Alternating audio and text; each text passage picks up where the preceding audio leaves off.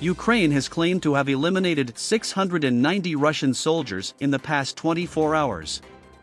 In its daily update on Russian losses, the Ukrainian Defense Ministry said a total of 139,770 enemy soldiers have now been killed since the war began. It also claimed to have destroyed 3,290 tanks, 6,507 armored combat vehicles and 298 military jets. Russia has lost around half of its best tanks since it invaded Ukraine and is now struggling to replace them, a leading research center has said. According to the International Institute for Strategic Studies, Russia has lost between 2,000 and 2,300 tanks, while Ukraine has had 700 destroyed. As a result, Moscow has been forced to rely on older Soviet-era models. They're producing and reactivating nowhere near enough to compensate for those loss rates, Henry Boyd, research fellow at the IISS, said.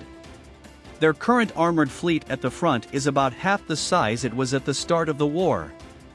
However, Moscow's air force is still largely intact, and the country may deploy it more actively in the next phase of the war, the IISS said. The assessment comes as Ukraine prepares to receive a shipment of tanks from its Western allies, including US Abrams, German Leopards and British Challengers, the capabilities of which far exceed the older Russian models. Ukrainian officials say the tanks will help to turn the tide against Russia but have also urged allies to send fighter jets. They will be disappointed that a two-day meeting of NATO defense ministers ended today with no agreement on sending jets to Ukraine. The Russian military is forcing university and college students to enlist, according to a local news agency. An unverified report by Pravda suggests the army is convincing pupils to take exams early in April instead of finishing their studies in the summer so they can fight.